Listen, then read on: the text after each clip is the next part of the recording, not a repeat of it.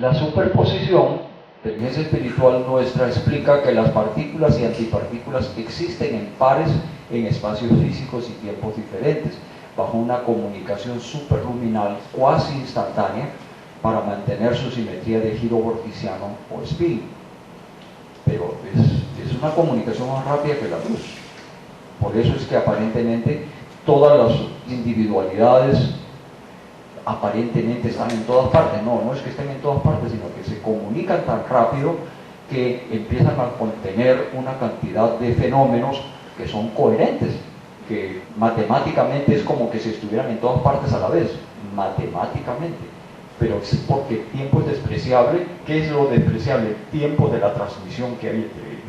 Y así modificamos lo expuesto por la Escuela de Copenhague y hacemos una interacción coherente de onda y su entorno.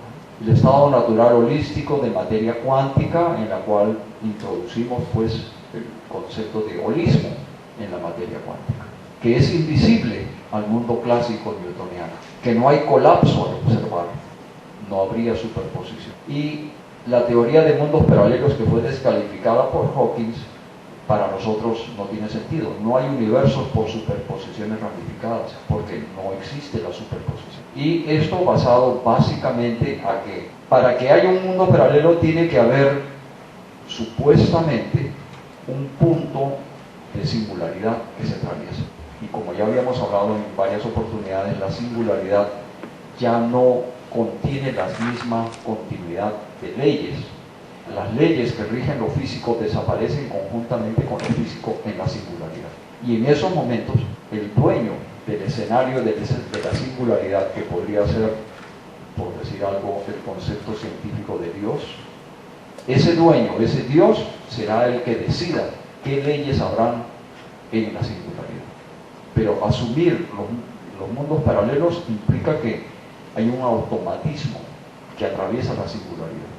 Y ese es nuestro principal reparo a la teoría de mundos paralelos, que no es automático, depende de la voluntad del dueño del escenario de la singularidad.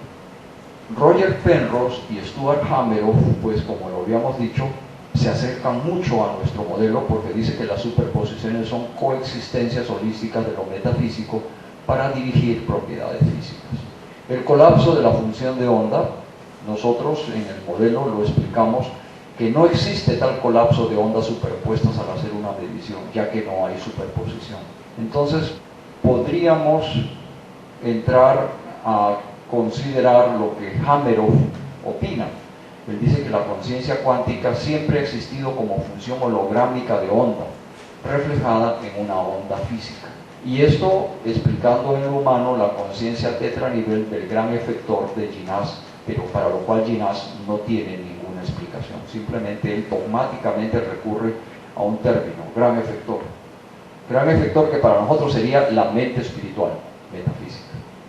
El fenómeno de entanglement, la inteligencia espiritual explicaría holísticamente cómo la permanente comunicación supranominal entre las mentes cuánticas de las partículas, en observancia de las leyes que las rigen, tendría como resultado todas las posibles funciones del estado del sistema total. O sea que, entendiendo que todos tenemos una parte física y una parte mental espiritual, ya hay una comunicación superluminal entre lo mental de cada individuo. Y ahí, existiendo esa comunicación vía internet espiritual, que algunas personas pueden llamar canalización, otra parte de esa comunicación puede ser telepatía, otra parte de esa comunicación puede ser, qué sé yo, sincronismo o sincrodestino o lo que fuera. Todas estas en realidad se explican mejor holísticamente. Holísticamente quiere decir entendiendo que cada individuo físico tiene su correspondiente espíritu mental. La función de onda unificada, la inteligencia espiritual explica que bajo condiciones extremas cercanas al umbral de lo físico-metafísico, como en el caso del condensado Bose-Einstein, la comunicación entre las partículas, en observancia a la ley de la entropía, prepara a las partículas para la desorganización. O sea que ya casi es un fenómeno terminal de la materia. Entonces, la función de onda unificada es que ya antesito de desaparecer, prácticamente la desorganización total está por ocurrir. Las características terminales de la materia se manifiestan como una función de estado al sistema total, donde todas las partes no tienen individualmente características propias, sino características comunes. La unificación de funciones por analogía simétrica semeja a la unificación de fuerzas en un agujero negro hacia la singularidad. Allí, en un agujero negro bebé, que puede tener el tamaño de una manzana, poco a poco, mientras más crece en desorganización, más chiquito se vuelve, hasta que un agujero supermasivo ocupa el espacio de un punto virtual. El mismo Hawking acepta eso cuando él, en el mes de agosto o julio del 2004, dice: la información de la materia, una vez que entra al agujero negro, se desorganiza en forma irreversible.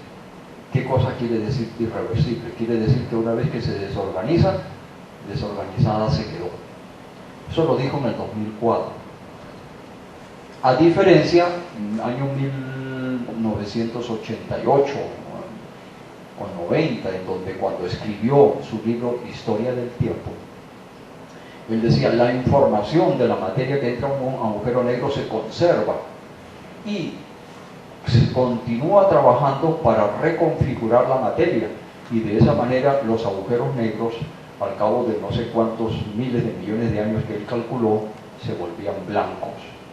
Y después del Big Crunch de un agujero negro, salía lo que decía aquí nuestro amigo Leonardo, salía un Big Bang de nuevo. Entonces, era una especie de ciclo, ¿sí?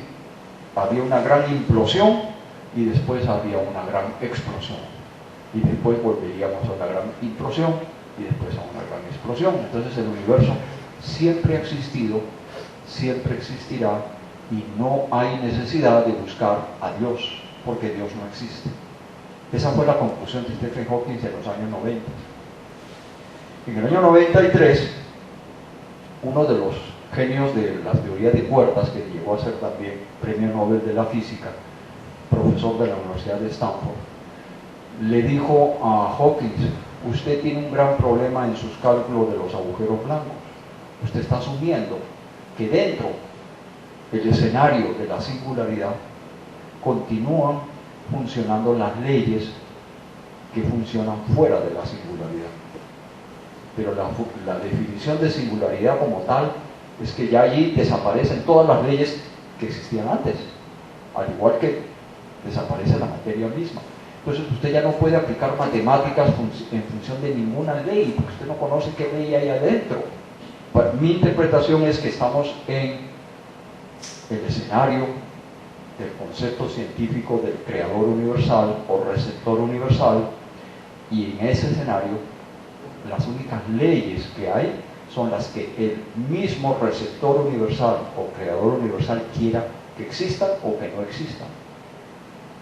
O serán leyes distintas o diferentes. Nosotros no tenemos por qué asumir que son las mismas.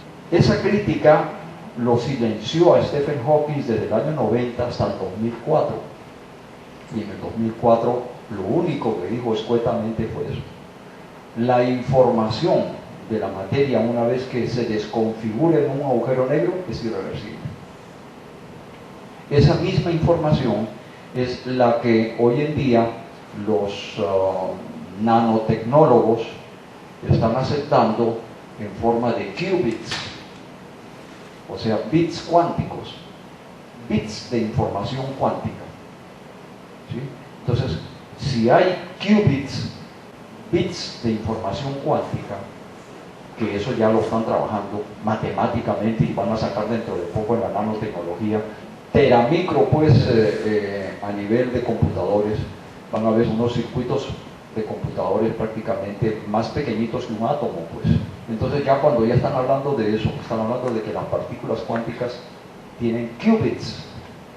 Y si tienen qubits, dice inteligencia espiritual, tienen que tener mente, porque mente es la única capaz de producir bits de información. No puede haber bits de información si no hay una mente que la maneje. Y el propio Hawking ya se está refiriendo a eso, la información que organiza la materia una vez que se desorganiza.